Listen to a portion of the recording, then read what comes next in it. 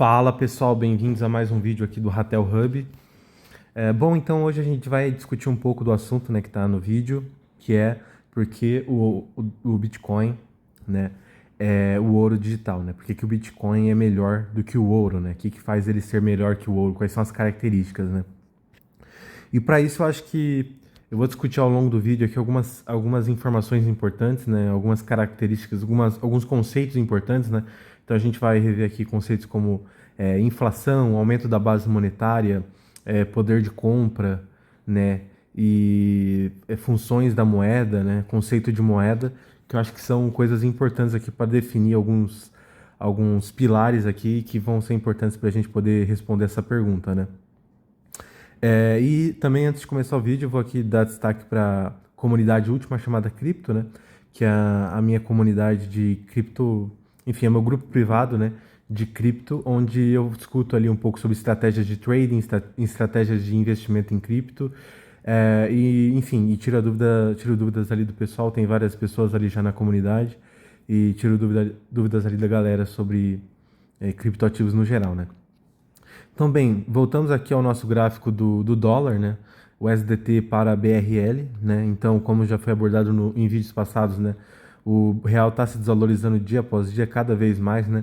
Só no último ano, cerca de um ano atrás, né? Quando a gente compara o preço que estava o dólar e a cotação que está hoje, mais ou menos ali, né? Que chegou a 6,35 na Binance, em algumas corretoras 6,70, né? A gente está falando de uma desvalorização aí de mais de 20%. Dependendo de que corretora você utiliza, a gente está falando de, em um ano, uma desvalorização de 25%, né? Então, o dólar, ele se valorizou em relação ao real em 25%, ou seja, o real perdeu um quarto do seu valor perante ao dólar, né? Então, vocês vejam que o real, ele não cumpre, por exemplo, né, com uma das funções fundamentais de uma moeda, que é ser uma reserva de valor boa, né, para os seus usuários, né? E, inclusive, falando sobre reserva de valor, né, e poder de compra, eu gostaria aqui de mostrar alguns gráficos, né? Então, pessoal, aqui a gente tem o poder de compra do real ao longo do tempo, né? Quando a gente pega aí uma janela de mais ou menos 30 anos, né, o real perdeu aí, né, uma quantidade absurda de valor. A gente está falando que, basicamente, hoje você compra somente cerca de 10% do que você comprava há 30 anos atrás, né? Então, o real perdeu aí cerca de 90%, né, ou mais de todo o seu valor desde o início da sua emissão, né, em 1994, né, depois do Plano Real, né? Então, realmente é uma perda absurda, né? Realmente, pelo gráfico aqui, a gente consegue enxergar que o real não cumpre com a sua função de reserva de valor, né? Sempre bom lembrar as três funções de uma moeda, que é unidade de conta, né? Então, a moeda, ela ser... você é capaz de fazer contas com essa moeda, né? Então, porque, por exemplo, né? Inclusive o Bitcoin, né? Já fazendo aqui uma crítica, né?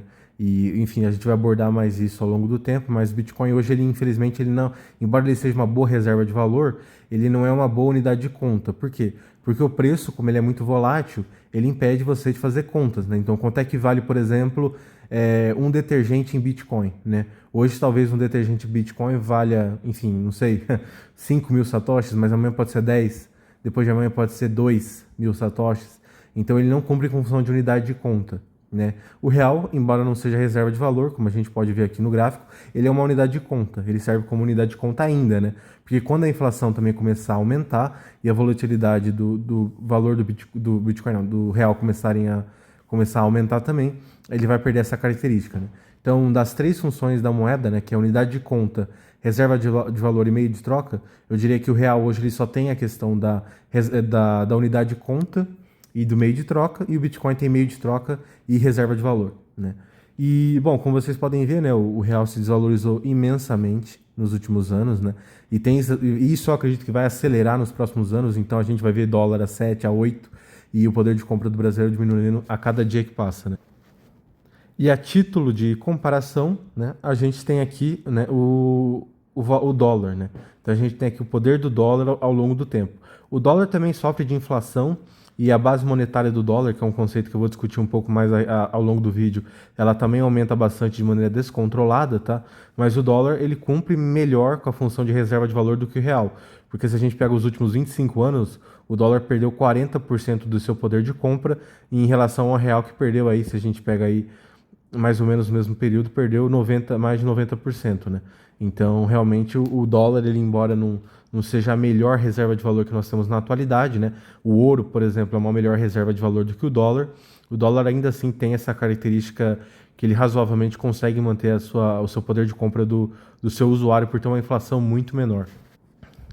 E nós temos aqui também agora o euro, né? Que também é uma moeda que é uma melhor reserva de valor do que o real e do que outras moedas, como o Guarani paraguaio ou que a moeda argentina, por exemplo, né? Então também o euro perdeu aí cerca de 40% do seu poder de compra nos últimos 25 anos, né? Mais ou menos a mesma perda de poder de compra que o dólar, né? Então, enfim, se vocês estiverem refletindo, né? O que é melhor para você, se for pensar em moeda fiduciária, né? Moeda fiat, né? Inclusive esse conceito de moeda fiat fiduciário, de onde vem isso, né? Fiat fiduciário basicamente vem da ideia de uma moeda o seu lastro, que não tem lastro, né? É uma moeda que está lastreada na palavra de político, que a gente sabe que a palavra de político não serve de nada, né? Então, para quem não se lembra, né, mais ou menos ali na década de 70, no governo Nixon, né, o dólar parou de ser lastreado em ouro, né? E isso também ocorreu com moedas como o euro, libra enfim, e franco suíço, por exemplo, né? Então, hoje as principais moedas do mundo, incluindo o real, elas não são lastreadas em nenhum outro tipo de ativo real, né? E basicamente o lastro delas são os políticos dizendo que vão defender o poder de compra da sua população, e obviamente que eles não têm feito isso, dado os gráficos aqui que eu estou mostrando para vocês, né? Então o euro perdeu aí cerca de 40% do seu poder de compra nos últimos 25 anos, o dólar a mesma coisa e o real perdeu aí mais de 90%, né? Então o euro e o dólar são melhores reservas de valor, embora nada se compare, por exemplo, a um Bitcoin da vida, né? Quando a gente pega o gráfico do Bitcoin, de preço do Bitcoin aí nos últimos, desde a sua fundação, ou seja, mais ou menos aí, enfim, se a gente pegar uma janela aí de 15 anos, vamos dizer aí mais ou menos, né? Varia muito aí data de criação do Bitcoin, de utilização, das primeiras utilizações, né? Mas a gente está falando aí de uma moeda que saiu de zero para 108 mil dólares, né? Então a gente está falando que o Bitcoin é uma moeda deflacionária, ou seja, o seu valor ele aumenta ao longo do tempo. Por quê? E esse é o grande detalhe, né? Porque a base monetária de Bitcoin ela é fixa, né? Você tem novas emissões, mas a oferta ela é extremamente controlada. Então, como a oferta de novos Bitcoins é extremamente controlada, né, e ela é dada, você tem uma moeda deflacionária, né? Enquanto as moedas fiat, que é o dólar, euro e real, né? Eles são moedas inflacionárias, né? Então eles sofrem perda de poder de compra, enquanto o Bitcoin sofre. O Bitcoin ele não tem essa perda de poder de compra, né? Na verdade, tem o ganho de poder de compra ao longo do tempo, né? No passado, um Bitcoin você precisaria talvez de, sei lá, 10 mil Bitcoins para comprar uma moto usada. Hoje em dia, você com alguns satoshis, você compra uma moto zero, né? Então essa é a grande sacada do Bitcoin, né? Por isso que o Bitcoin é o ouro digital, porque ele tem uma base monetária fixa, ou seja, uma quantidade fixa para uma demanda cada vez mais crescente, enquanto as demais moedas têm uma base móvel e descontroladamente móvel para para uma demanda menor do que o aumento da oferta, né? O que gera inflação.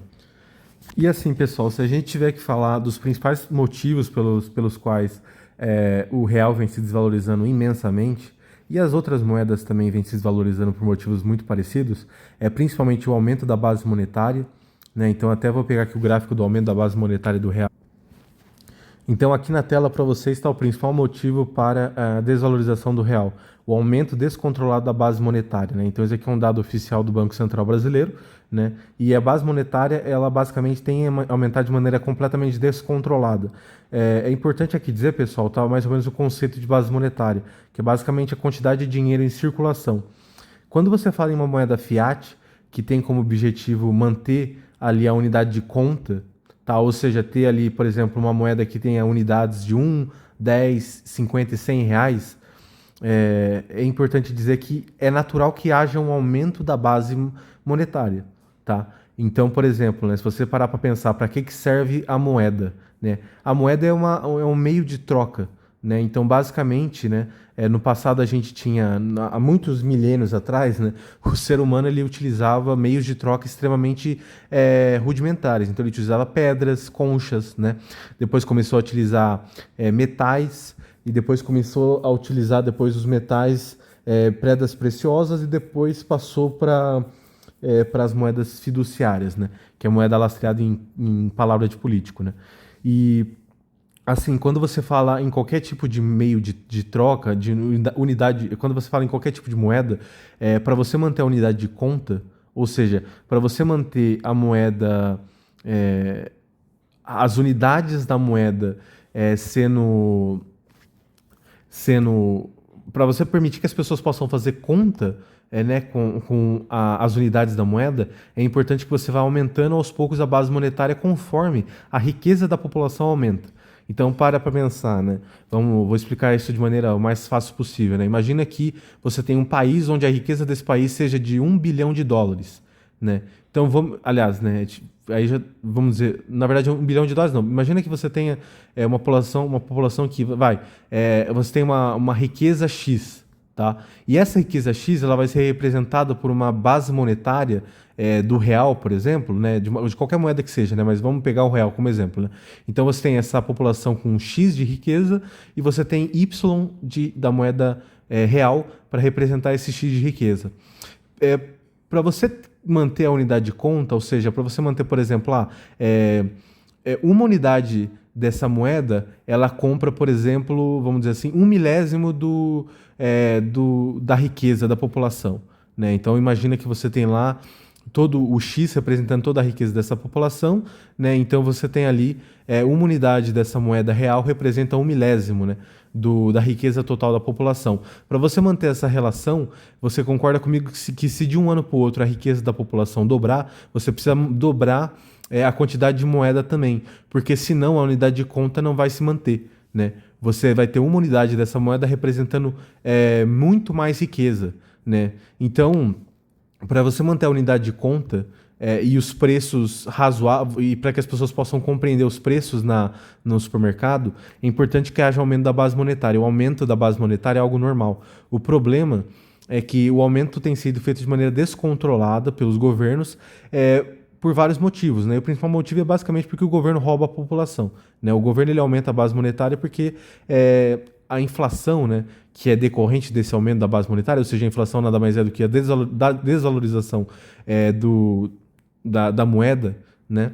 O que acontece, né? Por que o governo ele aumenta e se beneficia disso? Porque a inflação ela é algo que ocorre com um delay. Existe um delay entre o aumento da base monetária e a inflação. Então, aqueles que aumentaram a base monetária de maneira descontrolada, eles conseguem se beneficiar daquele dinheiro que eles emitiram antes de haver inflação, entendeu? Então é por isso que o governo basicamente consegue aumentar demasiadamente a base monetária e se beneficiar disso, porque ele aumenta como o dinheiro é dele, ele meio que gasta aquele dinheiro de maneira descontrolada, ele e os amigos do rei, e o efeito da inflação vai ser, quem vai sofrer o efeito da inflação vai ser a população. Tá? Então só recapitulando, pessoal. Se você tem uma moeda que o principal objetivo dela é manter a unidade de conta, é natural que a base dela, ou seja, a quantidade inicial de moedas, aumente ao longo do tempo, para você manter a unidade de conta. O Bitcoin ele não tem como objetivo manter a unidade de conta, né? Não é à toa, por exemplo, que um Bitcoin a cada dia que passa vale muito mais do que ele valia antes, porque como você tem uma base fixa de quantidade de Bitcoins, você precisa aumentar o valor de cada uma das unidades para acompanhar a riqueza que ele representa. Entendeu? Então, o Bitcoin ele tem, cada dia que passa, aumentado exponencialmente o valor dele, porque como ele tem uma base fixa e cada dia que passa ele representa uma riqueza maior, porque as pessoas estão investindo nele, basicamente a unidade de conta dele, ele não consegue ter unidade de conta, porque cada unidade vai, cada dia que passa, representar mais daquela mesma riqueza anteriormente que ela representava, porque tem mais riqueza para representar, né? E a moeda fiduciária ela vai mantendo essa paridade. O problema é que, como tem um aumento da base monetária descontrolado, o poder de compra ele vai pro saco, entendeu? Então eu sei que é um tema difícil de entender, mas basicamente eu acho que o que vocês têm que extrair disso o aumento da base monetária é algo que ele é algo, se fosse feito de maneira responsável, o problema é que os governos são irresponsáveis, seria algo tranquilo, né? Porque você vai mantendo a paridade daquela moeda para a quantidade de riqueza. Então você conseguiria fazer isso, você poderia ter uma moeda fiduciária tranquilamente se você tivesse um governo honesto, né? Ou uma entidade privada honesta que está aumentando a quantidade de moeda somente conforme a necessidade do aumento daquela quantidade de moeda. O que não ocorre. Se houver aumento demasiado e descontrolado da base monetária, resulta em inflação. Né? E considerando uma moeda que tem uma base monetária fixa, que é o exemplo do Bitcoin, você não vai ter como ter uma unidade de conta razoável, e você vai ter um aumento cada vez maior do preço desse Bitcoin. Então acho que eu fiz aí uma recapitulação da ideia de moeda. Então moeda é basicamente utilizada para meio de troca e para reserva de valor. Eu falei que o dólar, o euro, né, eles são melhores reservas de valor do que o real, né? Porque o poder de compra foi melhor preservado. E aí eu expliquei o conceito de inflação, que é derivado dessa questão da base monetária, né? E aí somente recapitulando também quais são os principais motivos, além do aumento da base monetária, para que haja desvalorização do real, né? Que é o quê? Crises políticas constantes no Brasil, insegurança jurídica, né? Então problemas fiscais, né? O Brasil ele gasta demasiadamente, né? Principalmente com uma população que tem uma população muito pobre, né? Então, exemplo, o Nordeste aí, né? Enfim, o Nordeste eu diria que é um exemplo, né? De uma população que mais consome do que produz, né? Então, assim, devido a todos esses motivos, né? Basicamente as pessoas, os investidores estrangeiros estão cada dia que passa investindo menos no Brasil e logo, né, devido a tudo isso que eu falei, o real está se desvalorizando, né? E o principal motivo está na tela, que é o aumento da base monetária de maneira desgovernada. Então é importante lembrar que tem esse detalhe de ser desgovernado o aumento da base monetária, né? Agora vamos responder a pergunta inicial do vídeo, né? E o tal do ouro, né? Por que o Bitcoin é melhor que o ouro? Bom, o ouro ele é um ativo, ele é uma forma de meio de troca muito interessante. E não é à toa que ele foi utilizado por diversos governos ao longo do tempo como lastro e como meio de troca e como moeda, né? E por quê? Porque o ouro ele tem uma série de características que são extremamente interessantes. Primeiro, o ouro culturalmente, as pessoas gostam de utilizar ouro como adereço, né? Então você já veja que ele tem um valor...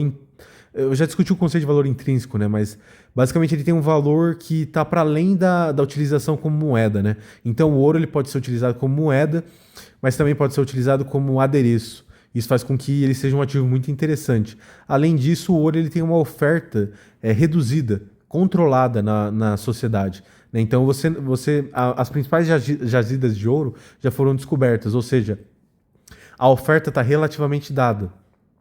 Mas por que o Bitcoin é melhor que o ouro? Porque o Bitcoin, ele por ser uma moeda desenvolvida digitalmente, primeiro, a oferta do Bitcoin é totalmente conhecida. Já a oferta do ouro não é totalmente conhecida. Se amanhã descobrirem uma jazida de ouro na Lua, por exemplo, uma jazida de ouro em um lugar que seja possível minerar esse ouro, né, basicamente todo o ouro vai ser diluído, né? Então é aquilo que eu falei, né, pessoal? Se você aumenta a base monetária de maneira demasiada, o poder de compra daquela moeda vai ser completamente destruído, né? Então o ouro tem esse risco de, se amanhã for descoberta uma jazida de ouro que não se conhece, e a maior parte delas a gente conhece, basicamente o ouro vai ser completamente demonetizado, ou seja, completamente desvalorizado, e aqueles que possuem ouro vão se prejudicar por causa disso. Além disso, o ouro tem o problema de ser físico, né? Então alguém pode entrar na tua casa e roubar o seu ouro. Você pode perder esse ouro porque, sei lá, por algum motivo você foi assaltado, alguma coisa aconteceu que você perde ele muito facilmente, né? Ele é difícil de carregar, então imagina que você tem um patrimônio de $1 milhão, né? Se você for, como é que você vai carregar isso, né? É proibido você sair do Brasil com ouro na mala, né? Então o Bitcoin ele acaba sendo mais interessante do que o ouro, porque ele tem uma oferta muito mais previsível, né, por ser digital, né? Ele é muito mais fácil é muito mais seguro você guardar Bitcoin do que ouro, e você consegue transacionar Bitcoin muito melhor do que você transaciona ouro, tá?